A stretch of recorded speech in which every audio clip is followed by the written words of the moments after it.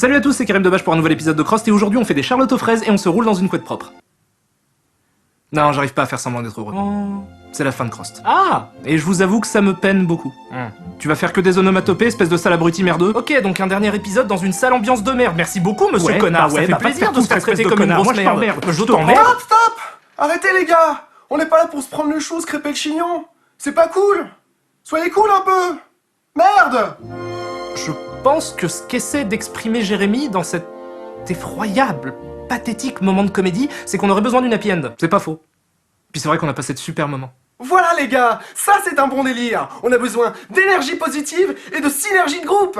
Ouais! L'happy end ou happy ending est un point d'intrigue qui consiste à la fin d'un récit à faire gagner les gentils et perdre les méchants. Est-ce que tu peux définir table pour que tout le monde soit sûr? Évidemment, l'happy end est aujourd'hui considéré comme un cliché rattaché au cinéma hollywoodien, parfois un peu neuneux, souvent assez forcé et même régulièrement plutôt malhonnête. Par exemple dans un film catastrophe ou dans un gros film d'action. Vous avez déjà fait attention au nombre de morts auxquels vous assistez, dans le fond, sans vraiment jamais s'arrêter sur eux? La seule chose qui souvent rend l'happy end happy, c'est que la caméra ne s'intéresse qu'à ceux qui finiront happy. Quand bien même vous assistez à la mort et la souffrance de centaines d'hommes, de femmes, d'enfants et d'animaux. La plupart de ces films vous montrent les situations les plus effroyables que n'importe quel être humain est terrifié à l'idée de vivre ne serait-ce qu'une seule fois dans sa vie.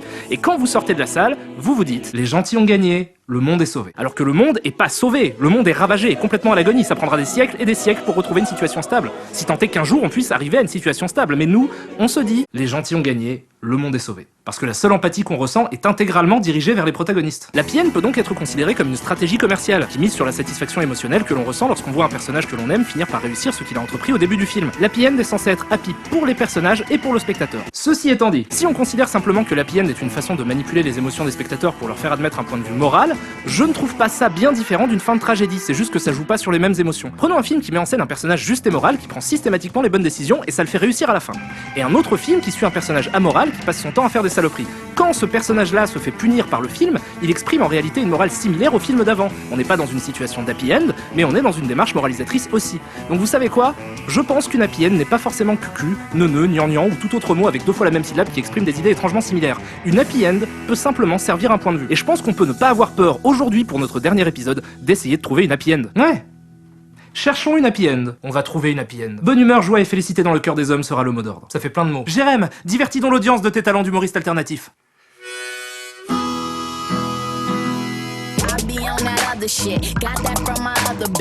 Donc Scott Pilgrim ou Scott Pilgrim vs The World dans sa version originale est un film américain sorti le 13 août 2010 aux États-Unis et réalisé par Edgar Wright, qui est un cinéaste qui déchire sa race, et qui a été le réalisateur de la très bonne série britannique Spaced avec Simon Pegg et Nick Frost. Toujours avec Pegg et Frost, Edgar Wright est aussi le réalisateur de Shaun of the Dead, Hot Fuzz et Le Dernier Pub avant la fin du monde. 3 films que d'ailleurs je vous recommande sans hésiter. Savez-vous que ces 3 films sont connus sous le nom de trilogie des Cornetto?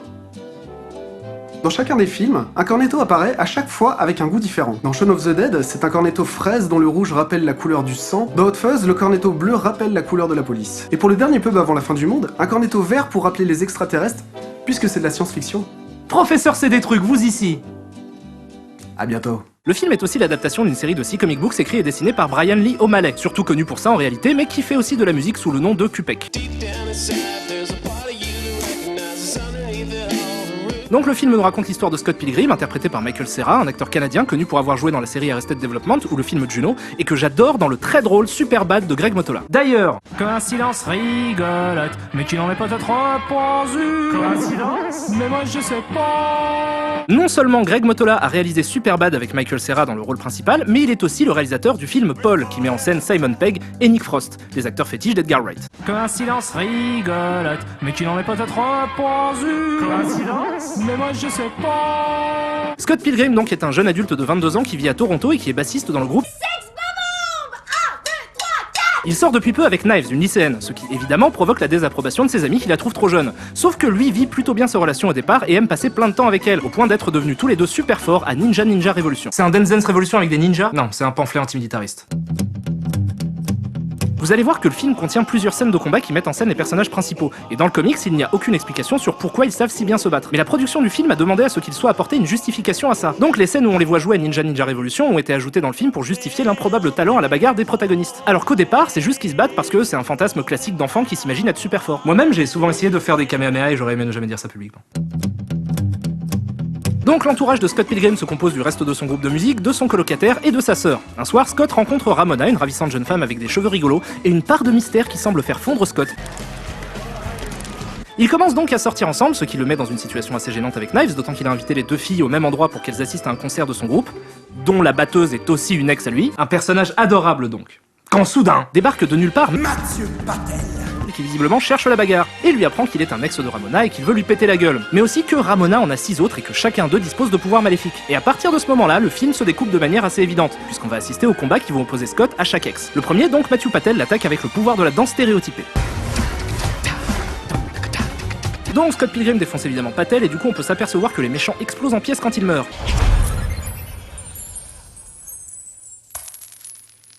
Saviez-vous que les personnages qui explosent en pièces est une référence aux jeux vidéo? Dans la plupart des jeux vidéo... Professeur, c'est des trucs, tout le monde sait ça, ferme ta gueule. Bref, avant que qui que ce soit ne s'inquiète du meurtre qui vient d'avoir lieu, que fait la police? Elle t'emmerde. Il rencontre et doit affronter le deuxième ex qui est un acteur d'action ultra balèze qui a le pouvoir de se bagarrer avec ses doublures et de faire du skate. Et Spider-Man se plaint. Par contre, j'ai beaucoup de mal à admettre la façon dont il se débarrasse du méchant. En fait, il lui demande juste de grinder sur cette rampe ultra dangereuse, il accepte, et il en meurt. Ça c'est vraiment compliqué à admettre, je veux dire, tu peux pas juste dire à quelqu'un va mourir là-bas, arrête tes cons. Donc nombre de méchants ex maléfiques s'enchaînent, dont un végétalien Super Saiyan que Scott piège en lui faisant boire du lait de vache, ce qui provoque... Les mains en l'air. Tony. T'arrêtes pour infraction au végétalisme. un Deus Ex Machina. Quelle diablerie es-tu donc en train d'invoquer? Le Deus Ex Machina, ou Deus Ex Machina dans sa version originale, est un procédé narratif qui désigne le fait qu'un problème d'apparence insoluble soit soudainement résolu par un événement inattendu. C'est un terme qui vient du théâtre où il désignait une machinerie qui faisait descendre un dieu sur scène pour dénouer une situation. Le procédé est très souvent utilisé comme une façon d'exprimer le point de vue moral du film, comme une forme de justice divine qui interviendrait pour juger le comportement des personnages. Il y a un bon milliard de films qui utilisent ça, mais pour que ce soit évident pour tout le monde, un exemple que vous ne pouvez pas avoir oublié se trouve dans Jurassic Park! Attention, la scène qui va suivre risque de vous gâcher la fin de Jurassic Park. L'équipe de Cross tient donc à adresser un message à tous ceux qui n'auraient pas vu Jurassic Park. Sérieux les gars.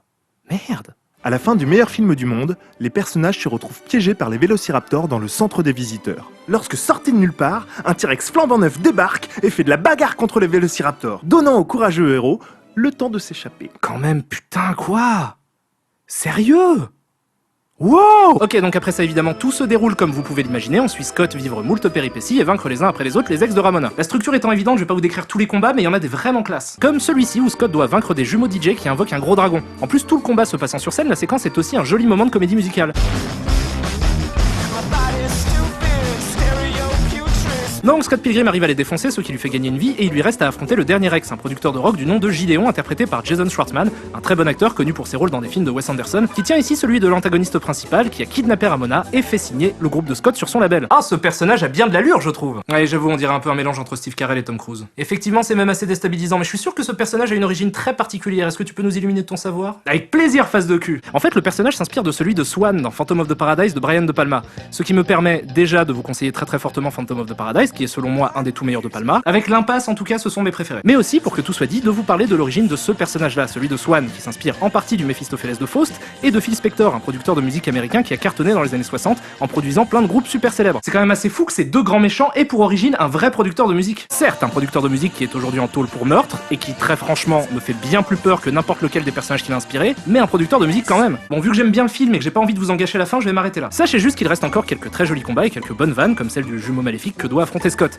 Même si, très franchement, on est tous d'accord pour dire que la vanne du jumeau est complètement éculée. Je te le fais pas dire. Sinon, le film, il est vraiment cool. Par contre, il parle pas vraiment de jeux vidéo. Ah merde. Effectivement, le jeu vidéo n'est pas vraiment le thème du film. Il y a bien eu un jeu vidéo Scott Pilgrim sorti un peu après, mais le film est une adaptation de BD. Il ne raconte pas l'histoire d'un développeur de jeux vidéo, l'intrigue n'est pas centrée sur le jeu vidéo, mais, deux trucs. En premier lieu, le film contient un bon milliard de références à l'univers du jeu vidéo, jusque dans le sound design ou l'habillage du film. C'est juste vraiment gavé à ras-bord de clins d'œil. Le film est un océan de pop culture. La plupart du temps, j'ai du mal avec cette démarche-là, parce que je trouve ça souvent forcé et stérile. Mais là, c'est assez différent, parce qu'on sent une certaine bienveillance dans le regard qui est porté sur la pop culture. Donc j'ai du mal à considérer ça comme des trucs ajoutés au forceps dans le film. Pour moi, ça fait clairement partie de l'esthétique du film, c'est aussi ça qui lui donne son charme.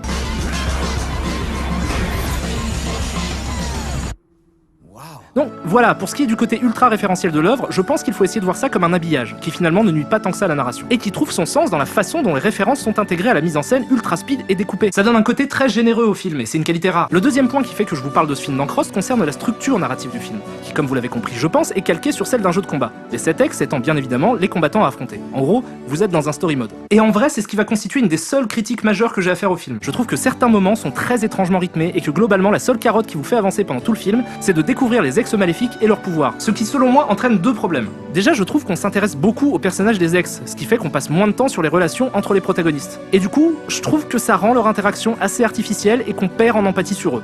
Et en plus de ça, on ressent quelque chose d'assez bâtard, parce qu'autant cette structure colle au rythme d'un jeu de combat ou d'une BD, qui sort en plusieurs tomes, mais là c'est un long métrage, et je trouve qu'assez paradoxalement, cette linéarité nuit à la fluidité du film. Mais là je pinaille comme un gros relou, hein. En vrai ça va, le film il est pas chiant. Quoi qu'il en soit, et même si je suis conscient que le jeu vidéo est secondaire dans le film, je voulais absolument terminer mon émission en parlant pour une raison qui m'est très importante. Je le vois comme une preuve d'espoir. Didier Barbelivien te pisserait dessus pour ça. Parce que je trouve ça rassurant qu'on puisse réaliser une grosse production moderne et bienveillante avec pour héros un jeune fan de jeux vidéo. La grosse différence avec pas mal d'autres films, c'est qu'il ne se contente pas de montrer un gamer. C'est le film qui transpire cet univers dans la façon dont il est pensé. Pour moi, c'est la preuve que le jeu vidéo n'est plus juste un argument commercial. C'est quelque chose qui fait naturellement partie de la culture et qui s'y est intégré assez organiquement. Ce que prouve Scott Pilgrim, c'est que des gens qui ont grandi avec le jeu vidéo commencent à devenir cinéastes, scénaristes, auteurs, graphistes, artistes, et ne méprisent plus la culture gamer comme ils ont eu l'habitude de le faire, parce que cette culture existe dans l'imaginaire collectif. Personne ne considère plus Mario comme une icône geek, c'est juste une partie du paysage culturel. Et tout devient extrêmement grisant au moment où on comprend que, contrairement à ce qu'on peut penser au départ, le film n'essaye pas d'être un film de gamer, il essaye d'être un film générationnel. C'est ça qui lui donne une portée si importante. Et je vois aussi ça comme une espèce de promesse sur le futur. On voit fleurir tout un paquet de documentaristes ou de cinéastes amateurs qui créent déjà des tonnes de contenu intéressant autour du jeu vidéo. Et je suis sûr que Scott Pilgrim n'est qu'un des premiers longs métrages de fiction à faire ça. C'est un film sincère et divertissant, il n'y a pas grand chose à lui demander de plus que ça, et je pense que c'est ce que je peux trouver de plus pertinent pour une happy end. Et le film a marché du coup ? C'est un film sincère et divertissant, il n'y a pas grand chose à lui demander de plus que ça, et je pense que c'est ce que je peux trouver de plus pertinent pour une happy end. Ok, il a fait un bide. Pas un énorme bide, mais un bide quand même. C'est un peu déprimant, surtout que le film a quand même coûté un paquet de pognon, genre 60 millions de dollars, et il n'en a rapporté que 47 millions. Ça fait certes beaucoup d'argent de perdu, mais je m'en bats la race, c'est quand même une happy end. Déjà parce que le film a plutôt bien marché en vidéo et VOD, donc ça va, y a pas mort d'homme, et en plus parce qu'il a réussi à devenir assez culte. Plein de gens connaissent ce film, d'ailleurs c'est très certainement le film qui m'a été le plus demandé, et j'espère que ça vous fait plaisir de me voir en parler. C'est un film amusant et atypique, et je vous le recommande, c'est cool. Et c'est la fin de Crost. Diantre. Voilà, et comme j'ai pas envie de me perdre dans une avalanche de mièvreries, je vais me contenter de vous remercier beaucoup pour votre accueil sur jeuxvideo.com. Vous avez été un public super cool pendant cette année, ça a été très agréable de faire des émissions pour vous. On vous remercie tous. Là, je suis tout seul devant la caméra, mais tout le monde vous remercie, Gilles. Ouais. Il vous a remercié. Et voilà, et donc je voulais juste vous adresser un petit mot pour vous dire que Cross c'est fini, que nous on n'a pas terminé de faire des vidéos, qu'on va continuer à en faire, et que si vous voulez voir ce qu'on fera après, il suffira de vous connecter sur YouTube ou Facebook pour nous retrouver. C'est simple, je vous mettrai des liens par là.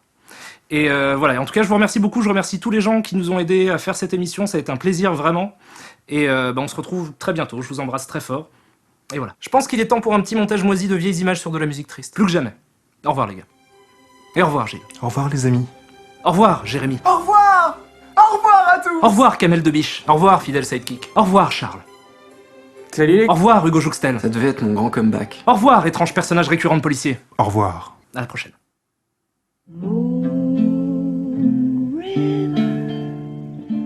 Wider than a mile, I'm crossing you in style someday. Old dream maker, you heartbreaker, wherever you're going, I'm going your way. Two drifters off to see the world. There's such a lot of world to see. We're after the same rainbows and waiting round the bend.